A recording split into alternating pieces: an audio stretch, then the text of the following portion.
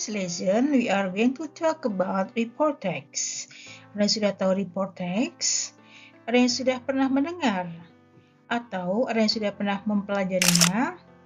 If you know, that's good. But if you didn't know, that's okay.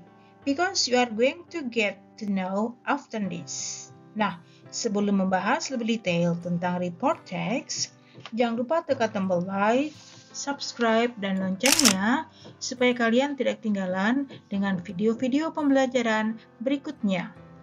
And in this video, we are going to talk about definition, difference between report and descriptive text, social function, generic structures, language features, example of report text, and also exercises. Let's see in the next slide. Well, students, what is in your mind when you heard about report text? This one? These pictures?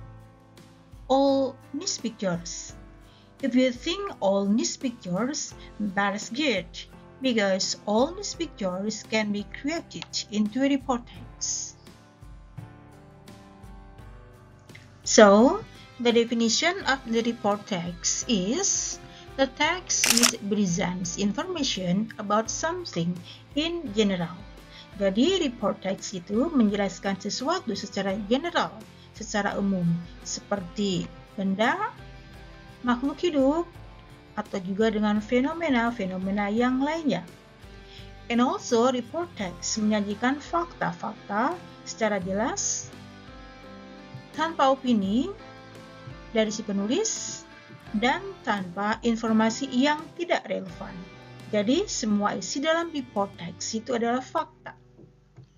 And then, it is as a result of systematic observation and analysis. Jadi, bisa juga dalam report text itu berhasil dari sebuah observasi, analisis, atau suatu penelitian.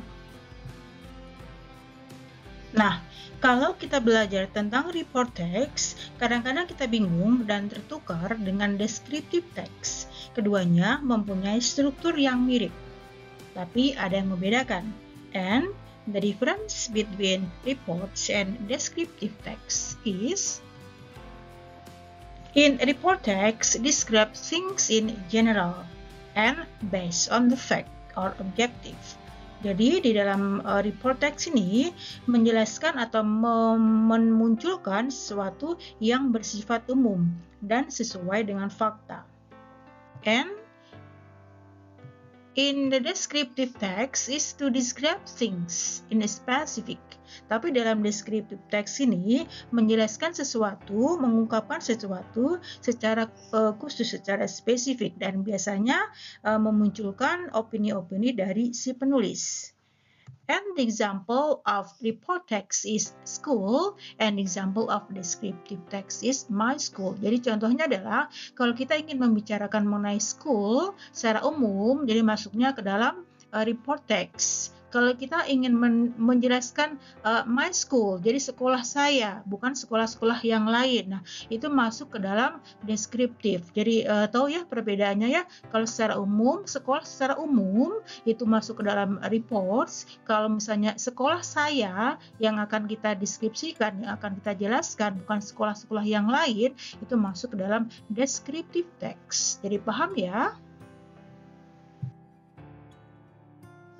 Well, students, let's continue to social function of report text. The social function is, fungsi sosialnya adalah to describe the way things are. Jadi untuk mendeskripsikan sesuatu, such as plants, animals, things, man-made, and social phenomena in our environment. Jadi tadi sudah jelaskan, social function-nya adalah mendeskripsikan sesuatu secara umum, seperti tanaman, hewan, benda, atau fenomena secara umum. Ingat ya, jadi mendeskripsikan benda secara umum. And now we are going to talk about the generic structure. Jadi sekarang kita bahas adalah struktur teksnya dari report text itu.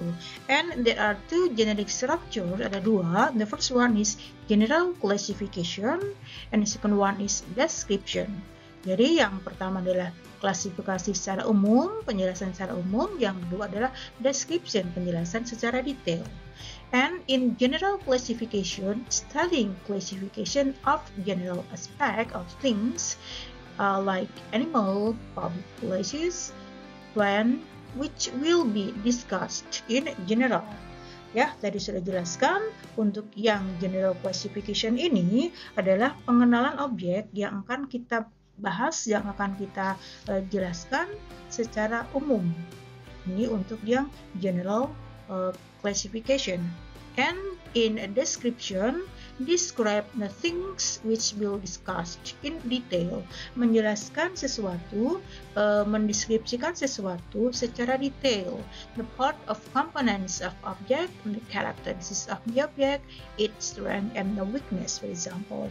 Jadi memaparkan, menjelaskan sesuatu objek secara rinci, seperti bagian-bagiannya, karakteristiknya, kelemahannya, kekuatannya dari objek yang kita bahas. So, there are two generic structure, ada dua struktur teks dari text report ini. Yang pertama tadi general classification dan yang kedua adalah description. General classification itu adalah menceritakan secara general, secara umum, awalnya, kemudian description adalah menjelaskan secara detail. And now let's take a look about the language feature. Nah, sekarang kita bahas tentang ciri kebahasaan dari suatu teks berbentuk reports. The first one is using simple presence. Nah, yang pertama adalah biasanya teks yang berbentuk report itu memunculkan simple present tense. Nah, karena yang dibahas adalah fakta, adalah suatu kebenaran, maka menggunakan simple present tense. The second one is using the passive voice, menggunakan kalimat dalam bentuk pasif. And the third one is using descriptive language, menggunakan bahasa secara deskriptif seperti colors, size, function, the habits, dan sebagainya. And the last is using general nouns, menggunakan kata benda secara general, secara umum. Kata benda yang merujuk secara umum, like fish, school, tiger. So there are four language feature. Jadi ada 4 ciri kebahasaan. Yang pertama menggunakan simple present, yang kedua menggunakan kalimat berbentuk pasif, kemudian menggunakan descriptive language, menggunakan general nouns. That is about language features.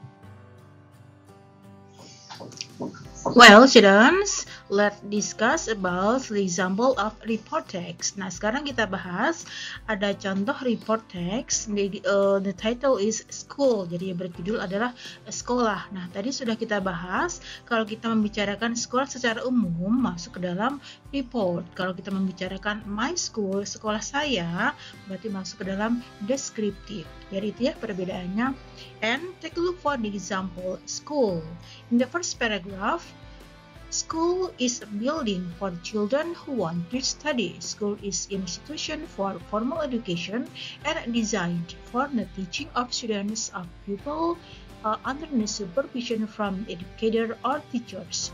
At school, students can learn anything. Example, mathematics, English, science, social, physics, biology, and art. Students go to school in the morning and start the lesson at 7:30 o'clock. They have 90 minutes for every subject that they study. Nah, di paragraf yang pertama ini disebut dengan general classification karena membicarakan secara umum mengenai sekolah. Nah, subjeknya adalah kata kerja generalnya adalah school, atau kata benda generalnya adalah school. Nah, Paragraf yang kedua kita sebut dengan description. Nah, ini yang penjelasan secara detail mengenai sekolah tadi. At school, students can interact with their friends, make relationship, and students are also educated to become a better person and expected to have a good personality. The school may not come late or turn to school if students do those things. It can be assumed as an offense that students can be punished.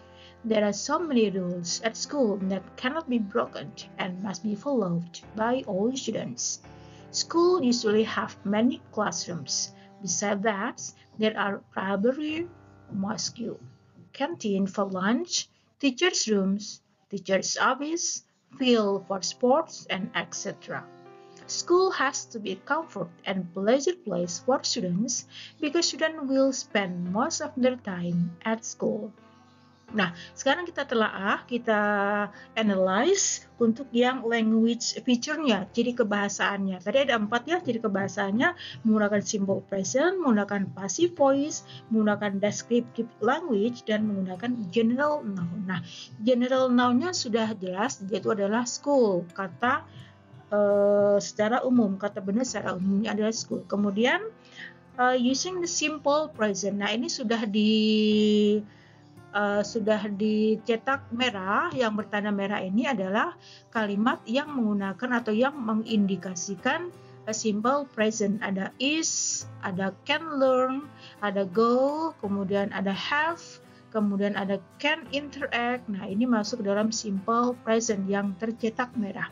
And then using the passive voice, menggunakan kalimat dalam bentuk pasif. Nah, ini yang tercetak biru ya. Designed, are also educated and expected. Kemudian di paragraf kedua nih banyak kita temukan kalimat berbentuk pasif, can be assumed, kemudian can be punished, cannot be broken, and must be followed. Nah, ini mengindikasikan kalimat dalam bentuk simple, dalam bentuk passive voice. Nah, begitu ya anak-anak ya, yang sampai tertukar dengan descriptive text. And that is the second example of report text about handphone. And this text have consisting of 3 paragraphs. The first paragraph is called general classification, karena membicarakan secara umum mengenai handphone. And the second paragraph and the third paragraph is called description, karena membicarakan secara detail mengenai handphone. Ini contoh yang kedua ya untuk yang report text handphone, karena membicarakan secara umum maka kategorinya ke dalam reports. Kalau kita membicarakan my handphone, berarti kita mendeskripsikan, berarti kita menjelaskan handphone saya saja. Nah, itu nanti masuknya ke dalam descriptive text. Nah, jelas ya perbedaannya ya antara report dan descriptive. Well, students, let's continue for you to get practice. There are 4 questions. The first question is, what is report text? Ini mengasah kemampuan kalian ya, mengingat apa yang sudah dipelajarin tadi. Apa sih yang dimaksud dengan report text? Well, report text is text with present information about something in general. Nah, ini ya tadi definisi mengenai report text-nya. And second one is, what is the difference between report and descriptive text? Nah, masih ingat nggak tadi perbedaannya untuk yang reports dan descriptive text? Let's see. Report describe things in general and that is based on the fact or objective. And descriptive, that is to describe things in specific, and that is based on the opinion from the writer. Nah, ini perbedaannya itu ya. Untuk yang report itu mendeskripsikan secara umum berdasarkan fakta secara objektif, sedangkan deskriptif membicarakan sesuatu secara spesifik, secara khusus, dan biasanya ada unsur opini dari si penulis. Nah, ini untuk lebih memperjelasnya. And the third one is, what is the social function and generic structure? Nah, fungsi sosial dan struktur teksnya itu apa? Masih ingat kan? Social functionnya, fungsi sosialnya adalah to describe the way things are, menjelaskan sesuatu secara umum. And generic structure ada 2, struktur teksnya ada dua. Yang pertama adalah general classification dan yang kedua adalah description. That is for our lesson. Well, students, let's get another practice of report text, and there are 4 multiple choice numbers. The first numbers, let's take a look. An electronic calculator is a small, portable electronic device used to perform both arithmetic operation and complex mathematical operations. The first solid electronic calculator was created in 1960s, building on the extensive history of such as abacus, developed around 2000 BC, BC itu before Christ ya, jadi sebelum Masehi. And the mechanical calculator developed in 17th century AD. AD itu maksudnya Anno Domini, maksudnya adalah setelah Masehi. It was developed in parallel with the analog computer of the day. In addition to general purpose of calculators, there are those designed for specific markets. For example, there are scientific calculators which include trigonometrical and statistical calculations. Some calculators even have the ability to do computer algebra. Graphing calculators can be used to graph function defined on the real line or higher dimensional Euclidean space. Nah, kita lanjut ke pertanyaan yang pertama. According to the text, what is the usage of calculator? Nah, berdasarkan teks, apa sih gunanya kalkulator itu? Nah, di option A itu count numbers, to play music, to write numbers, to make notes about numbers, and to check time. Nah, sebetulnya kita tanpa membaca teks pun sudah tahu jawabannya ya. Gunanya apa sih kalkulator itu? Pasti adalah untuk menghitung, tapi untuk memastikan jawabannya betul, kalian harus membacanya. So the answer is A, to account numbers. And let's continue for number 2. The question is, when does the mechanical calculator developed? Kapan sih mechanical calculator itu dikembangkan? Nah, kita lihat yang teksnya baris yang keempat ya. Di baris keempat itu ada bacaannya, and the mechanical calculator developed in the 17th century AD. Nah, sudah jelas ya, informasinya ada di baris yang keempat. So, the answer is A.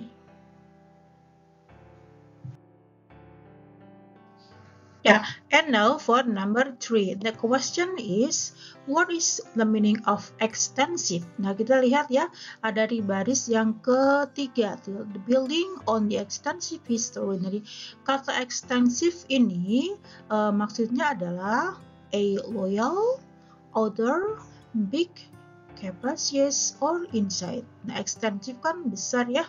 Jadi, kira-kira yang sama maknanya dengan extensive adalah yang C. Well, students, that is the last number of our exercises today. The fourth number question is, it was developed in parallel with an analog computer of the day. The underlined word refers to, jadi kata yang di garis bawah, it ya, di garis bawah ini adalah it. Nah, kita temukan it itu ada di baris yang keempat. It was developed in parallel. Nah, it-nya itu mengacu ke, nah, cara mengetahuinya adalah it itu yang dibahas sebelumnya apa sih? Nah, kita mau mundur sejenak, jadi it-nya itu adalah the mechanical calculator. Jadi yang dibahas dan dimaksud dengan it itu adalah mechanical calculator. Jadi adanya di jawaban yang C, mechanical calculator. Well, students, that is my lesson today. Happy learning and see you on the next video. Jangan lupa like, subscribe, and share. Have a nice day.